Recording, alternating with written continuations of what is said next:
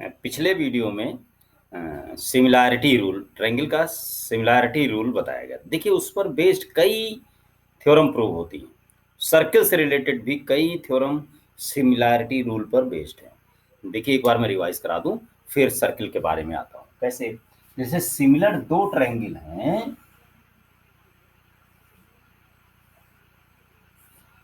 ए B C, X Y Z. Similar triangle का मतलब होता है कि इस ट्रायंगल के दो एंगल इस ट्रायंगल के दो एंगल के बराबर होंगे। मतलब एक ट्रायंगल के दो एंगल जब दूसरे ट्रायंगल के दो एंगल के बराबर होते हैं तो वो दोनों ट्रायंगल सिमिलर होते हैं। और जब सिमिलर होते हैं तो क्या होता है, ये अपॉन ये, A B upon X Y is equal to A C upon X Z is equal to B C upon Y Z. ये होता है। ये लाइन आपको ध्यान रखनी है कि इधर साइड का लिया तो इधर ही साइड का जो एंगल है, जो बीच का है, जैसे आप सेट कर रहे हैं तो एकदम वैसे ही लिखिए, जो जिसके बराबर है उसी रेशियो में लिखिए, उसी तरीके से लिखिए। ये एंगल इस एंगल के बराबर है तो ऊपर दोनों, ये इधर वाला एंगल बी वाई के बराबर है तो दोनों इधर, सी तो अपने आप जेड के बराबर हो जाएगा, क्योंकि तीनों एंगल का सम तो 180 होता है।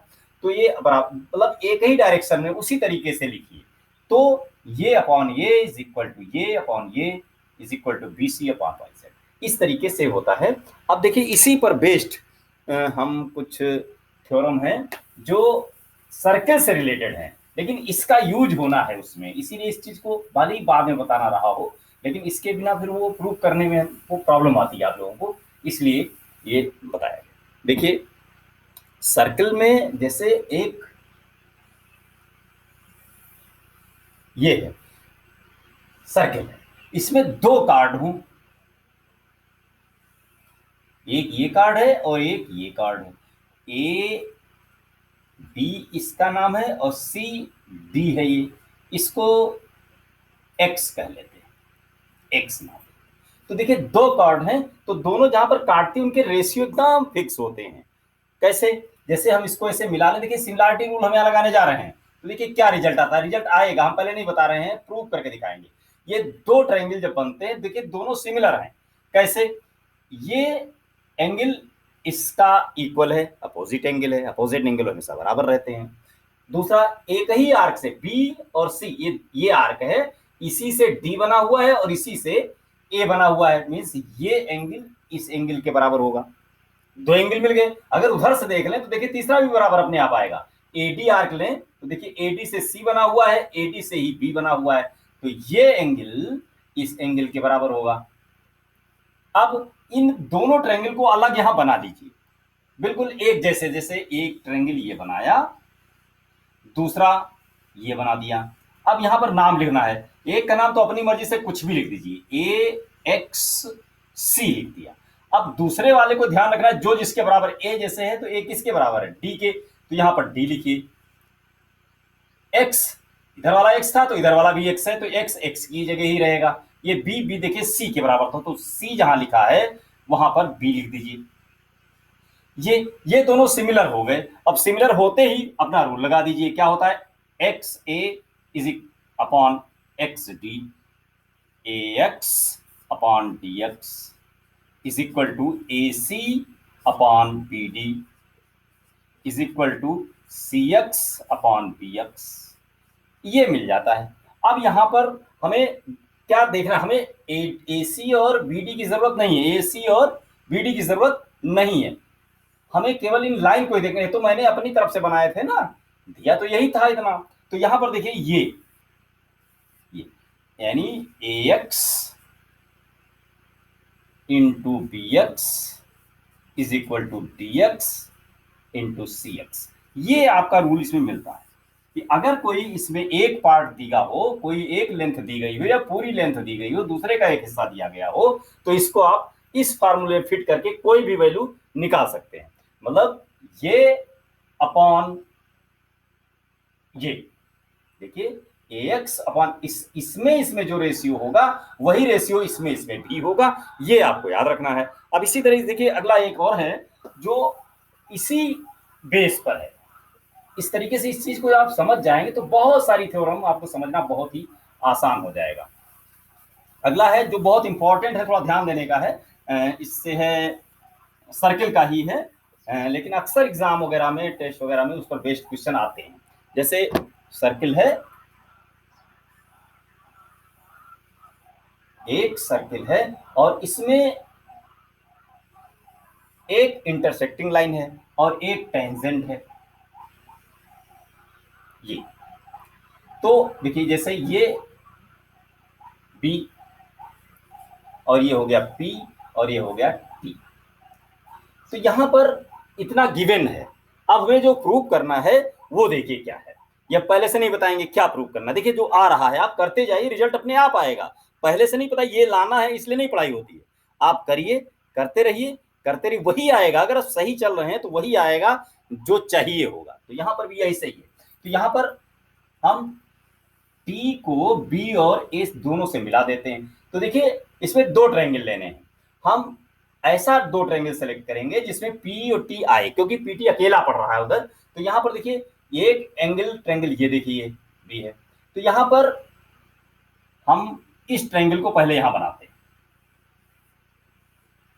ये दूसरा जो लेने वाले हैं उसको भी बना लेते हैं। नेम बराबर वाले ही एक साथ लिखे जाएंगे। जैसे हम एक ये पूरा बड़ा वाला ट्रायंगल लेने वाले हैं और एक ये छोटा वाला ट्रायंगल लेने वाले हैं। तो बड़े वाले ट्रायंगल में जैसे यहाँ पर पी है और छोटे वाले में भी पी इधर ही है, दोनों में पी तो एक ही तरीके से। इसका नाम क्या है, इसमें एक हो गया, जैसे हम बड़ा वाला लिख रहे हैं तो ए और ये टी और ये पी, ये हो गया। अब इसमें आइए, इसमें देखिए ये एंगल इस पूरे एंगल के बराबर है। यहां पर जो बी है वो टी वाले के बराबर है, ठीक है। और अगला जो बच गया एंगल वो बराबर ही आ जाएगा। बस सिमिलरिटी का रूल लगाइए, क्या, T P upon B P is equal to A P upon T P.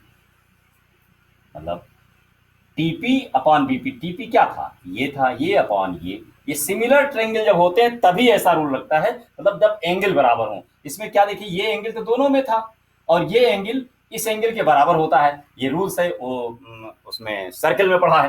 तो अब ये बन जाता है। तो यहाँ इसको क्रॉस टाइप से मल्टीप्लाई करके देखिए एक इक्वेशन मिल जाती है, TP square is equal to BP into AP. ये देखिए एक फार्मूला मिल करके आया। अगर कहीं कहीं भी अगर कोई सर्किल है, एक टेंजेंट है और एक कॉर्ड है जिसको बढ़ाया गया है, ए बी और ये टी है, ये पी है। तो देखिए जो एक सिंगल टेंजेंट होता है तो टेंजेंट का स्क्वायर इज इक्वल टू होता है ये पूरा इनटू बाहर वाला, जितना बाहर का पोर्शन होता है।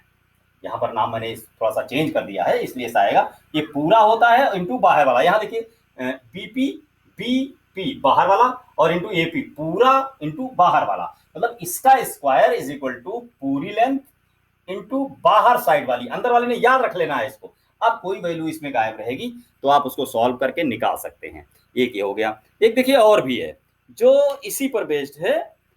जैसे अभी इसकी जरूरत पड़ी थी इस वाले क्वेश्चन में, इस पर सिमिलरिटी नहीं है लेकिन अभी जरूरत पड़ी थी कि सर्किल में बताया गया है, हो सकता है आपको ना याद आया हो कि जिसमें ये एंगल इसके बराबर होता है। उसको देखिए कैसे।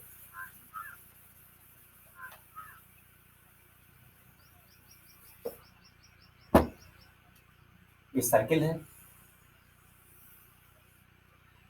सर्किल में एक टेंजेंट ले लो और एक कोई भी कॉर्ड ले लो।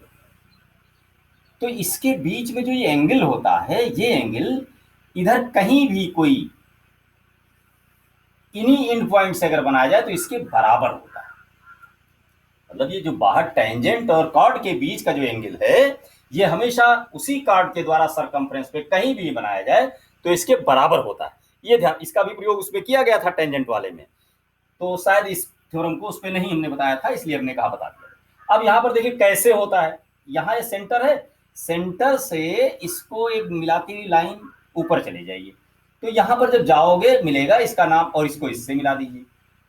अब देखिए दो बातें आपने पढ़ी हुई हैं, जैसे इसका नाम रख लिया जाए ए बी सी डी, यहां पर नाम कुछ और रख लीजिए एक्स और वाई, यहां पर कुछ भी रख लीजिए। देखिए ये 90 डिग्री होगा, क्योंकि सेमी सर्किल में जो एंगल बनता है, सेमी सर्किल है ना, ये देखिए डायमीटर है ये, तो यहां से इधर बनाए तो 90 डिग्री होगा। अगर ये पॉइंट y हो तो देखिए x और plus Y, X plus Y 90 degree होगा, और इधर अगर मान लीजिए ये p रख देते हैं, तो y और x मिल करके x plus Y is equal to 90 degree, क्योंकि ऑलरेडी एक 90 डिग्री है तो ये 90 डिग्री होगा। और इधर देखिए एक रूल और पढ़ा था कि सेंटर से जब टेंजेंट को मिलाया जाए तो 90 डिग्री का एंगल मिला बनाती है, तो x plus P is equal to 90 degree. ये दो इक्वेशन मिलेंगी, इन दोनों को अगर सब्ट्रैक्ट करके देखें क्या आने वाला है, ये कटा, तो y minus P is equal to 0, y is equal to P आएगा। मतलब y जो है, ये जो है इसके इधर आधे वाले के बराबर होगा। अब देखिए इसी से d बना हुआ है और इसी से a भी बना हुआ है, तो अभी सर्कल में पढ़ा था कि एक ही दो फिक्स पॉइंट से सरकमफ्रेंस पे कहीं भी एंगल बनते हैं बराबर होते हैं, तो ये अगर y है तो ये भी y ही होगा। तो इस तरीके से आपको ये प्रूव हो गया। उसको फिर से रिवाइज कर दीजिए, क्योंकि समझते समय वो मेन पॉइंट जो होता है उसको नहीं भूलना है। वो क्या था कि अगर किसी टेंजेंट, ये टेंजेंट और कॉर्ड, ये कॉर्ड है ये टेंजेंट, इसके बीच में जो एंगल होता है, ये एंगल हमेशा इसके द्वारा कहीं भी बनाया जाए सरकमफ्रेंस पर, तो ये दोनों बराबर होते हैं। यही प्रूव करना था पिछले भी जो कराया गया। अब इसको प्रूव करने का तरीका अलग, लेकिन ये बात आपको याद रखनी है, प्रूव नहीं करना है, लेकिन याद रखना है कि ये कहीं भी कोई एंगल बना हुआ है, बाहर साइड में कहीं बना हुआ है, तो अगर वही सर्किल है तो उसी सर्किल पर जो सरकमफ्रेंस पे एंगल बनता है उसके बराबर होता है। तो ये वीडियो थोड़ा सा 12 मिनट में जा रहा है, लेकिन आपको समझाना था इसलिए हमने इस पर टाइम दिया है। आप इसको देखें, समझें, पसंद आए तो लाइक करें और अपने मित्रों दोस्तों को भी दें, इस समय अच्छा फ़ायदा मिल सकता है।